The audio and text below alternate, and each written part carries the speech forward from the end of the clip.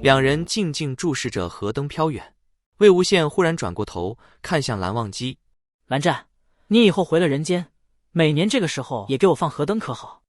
就在今天这里，我每年都来，怎么样？别人放河灯死人收不到，可你的河灯我一定好好收着，拿回去供着。或者你要是嫌远，那就在你们姑苏放也行啊，比如采一阵就不错。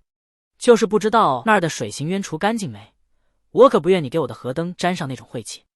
总之你挑个地方吧，多远我都去。”“好，就在这放。”“你记得在河灯上留个名字，万一我来晚了没碰上你，我就沿着河挨个找，总能找到你那盏。你就写一位不愿透露姓名的姑苏小古板，哈哈哈哈哈哈，这样我准知道是你了。”“好。”蓝忘机的嘴角依稀含着笑，可这笑却把魏无羡看悲伤了。“可惜啊，蓝湛，下次放河灯，我就没法像这样跟你说话了。”闻言，蓝忘机沉默片刻，突然动身。魏无羡诧然，不知他要作甚，却见他径直走向路边的河灯小贩，站在小摊子后的背篓前，犹豫良久，终于一狠心把背篓提了起来。蓝忘机认真道：“每年一盏，我同你放完。”可倒出背篓里的河灯一数，才30余盏。魏无羡大为不悦：“呸呸呸，这才30多盏，怎么就放完了？蓝湛，你别咒自己啊！”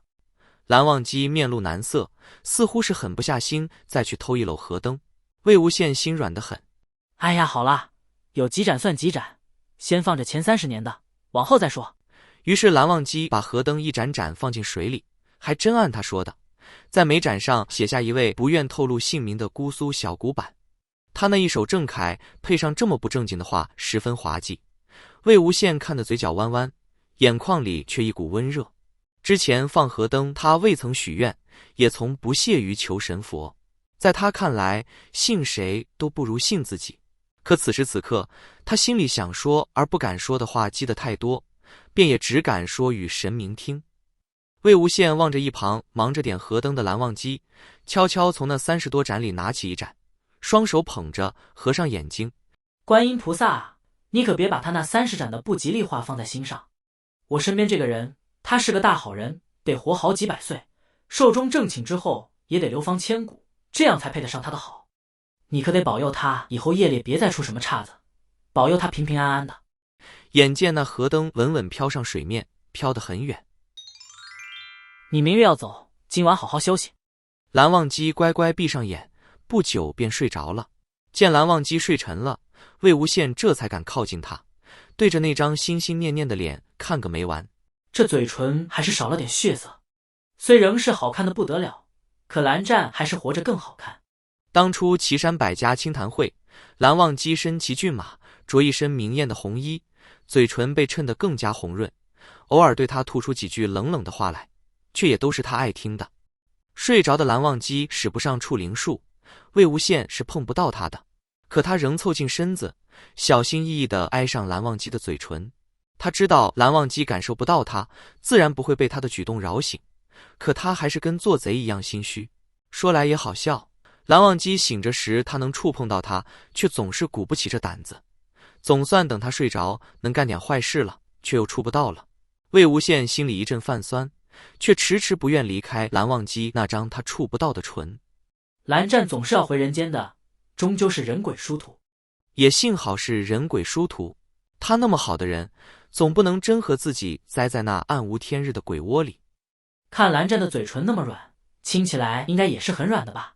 魏无羡坐在他身边，就这么不知不觉看了一夜。第二天一早，蓝忘机便走了。走之前，魏无羡决定在最后不要脸一次。蓝湛，你不如给我留点什么做纪念吧，咱们也算是阴阳两界的交情了，以后我也好跟鬼崽子们炫耀炫耀，我可是认识大名鼎鼎的韩光俊的呢。蓝忘机想了想，摘下抹额。魏无羡愕然，想起那年清谈会，他失手扯下蓝忘机的抹额，蓝忘机怒得像要生吞了他。当真给我了，蓝湛？蓝忘机将抹额放入他手心，郑重其事道：“收好。”魏无羡突然觉得手上这布条无比沉重，得好好藏起来，珍之重之才行。可那也是自然，蓝忘机给的东西，就算是根干草，他也会当宝贝一样供奉起来。魏无羡送别蓝忘机回来，又去昨晚放河灯那地，想看看可否还能找到一两盏蓝忘机为他放的河灯。他们昨晚一口气放了30多盏，总该有那么几盏还未飘远吧。可他挨盏查看，却始终没找到哪一盏上有蓝忘机的正楷字。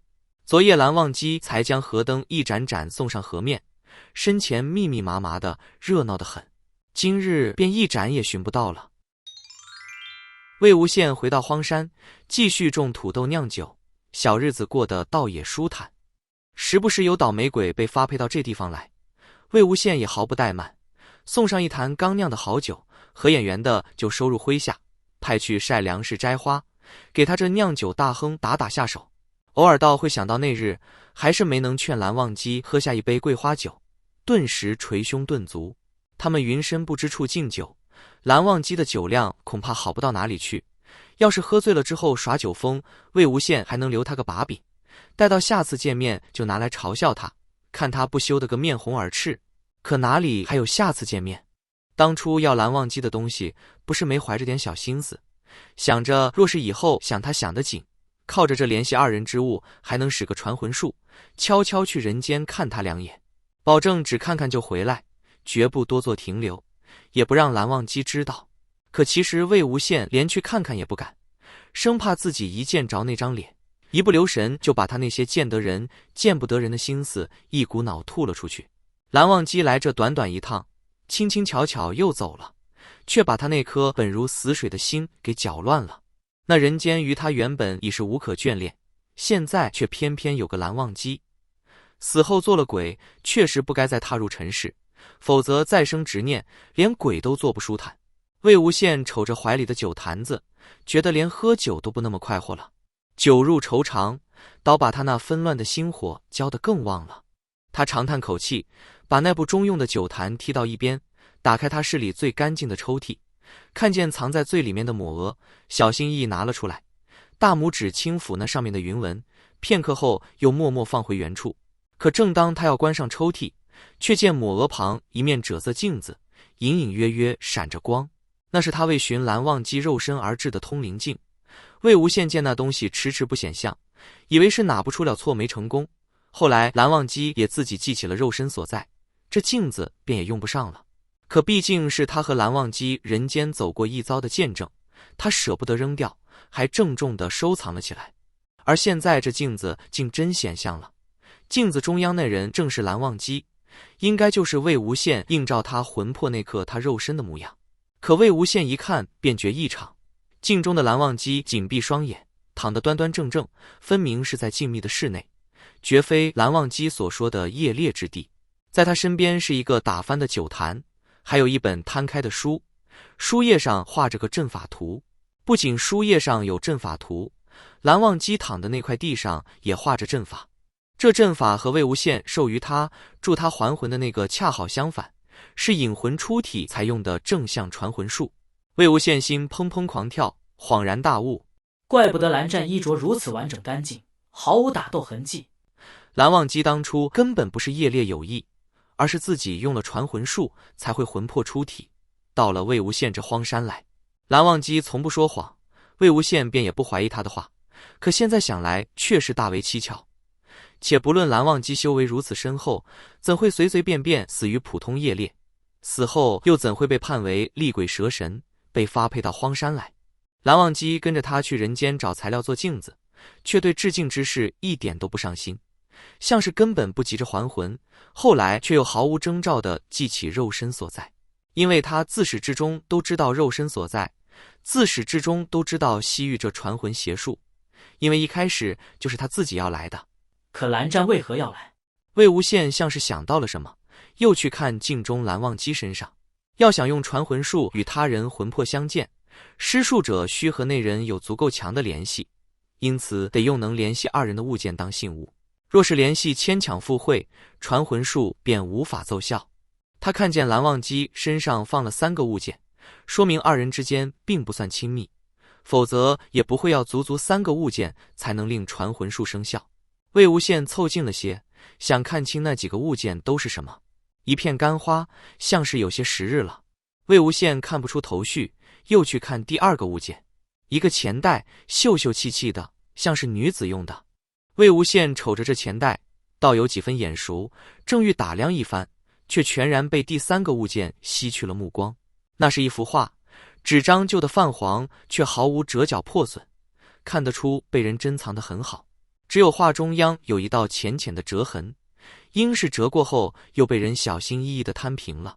画上之人端坐案前，一手执笔，一手掌书，背挺得笔直，鬓间却带着一朵红得艳俗的花，和那人清冷的气质格外不衬，许是被哪个作怪的人硬添上去的。